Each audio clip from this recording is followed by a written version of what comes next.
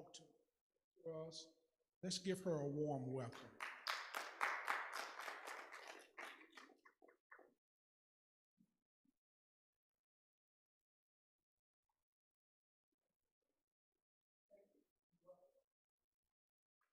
Good evening, Lake Elam. How's everybody doing today? Well, Pastor asked me to come before you and talk about a health topic. I know you all have heard the expression, when the majority population or Caucasians get the sniffles, African Americans tend to have double pneumonia. That means we get everything worse in America than everybody else. We believe we can turn this around with education. So I appreciate Pastor giving me this opportunity to speak to you today. Everybody know this is February, right? Who can tell me what is the #1 cause of death for women in America? Who said it first? Don't worry about it. Let me get this. I have a gift for you.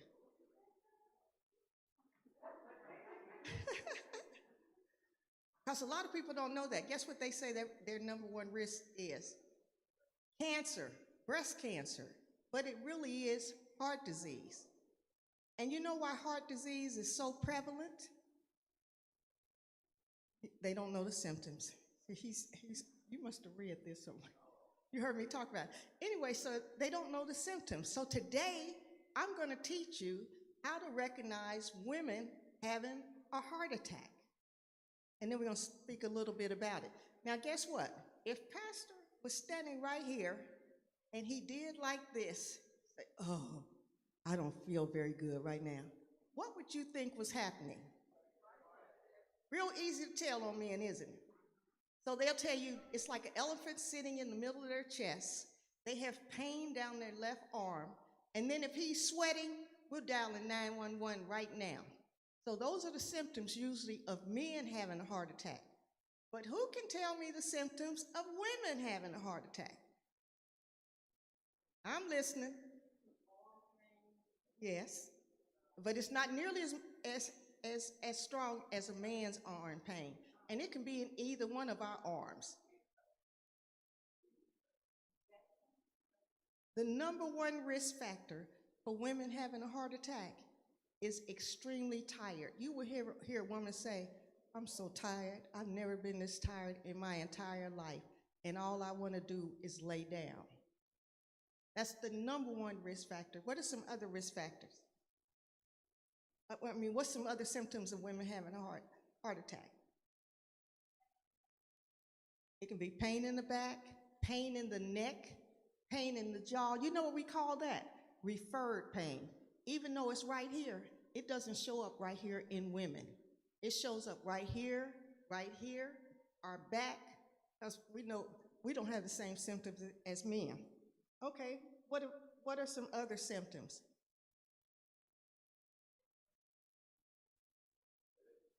No, they don't have headaches.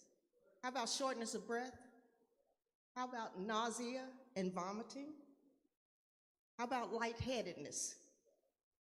So if you get 3 of those symptoms, I want to ask you right here and right now to dial 911. First off, I want to tell you, do not drive yourself to the hospital, because I don't know if you know this or not, but you are triaged differently if you come in by the squad than if you come in by a family member, right? The second thing is, because they may not know that you're having a heart attack, I want you to demand that you get an EKG. That's the first thing that's going to alert us that maybe something is happening that should not be happening. Demand an EKG. Your insurance will pay for it. So, what are the risk factors for you getting heart disease and having a heart attack? First, tell me the risk factors that you cannot control. What are they? How about your age? Any of us going backwards? I thought maybe some of y'all might be. Yeah, all of us are getting older, aren't we? Okay. How about ethnicity? Can any of us change our ethnicity except for Michael Jackson? He's the only one, right? And he didn't change the inside. All he changed was the outside. So how about your gender? Even though we might have people who are gender fluid, they still have the same risk factors being male or female. It doesn't matter how that they identify. How about family history? Guess what? Your mother died from heart disease, your father had a stroke, your sisters have high blood pressure, you're probably at risk. What you think? Okay. And a previous heart attack or stroke are the ones that you cannot control. Let's talk about some things that you can do right now that's going to make a difference with you not getting heart disease. Go ahead. Diet. Do you know that was one of the main things that we can do something about, but that we will not do something about? Let me tell you one thing. I came to this town and I did not like sugar. But you know what you all have convinced me to do? Have something sweet after every meal. I don't even care if it's breakfast, lunch, dinner, or snack. Y'all have taught me how to get something sweet. I want to tell you first off that we're going to talk about sugar later on. But diet is the main thing that we can do. Guess what?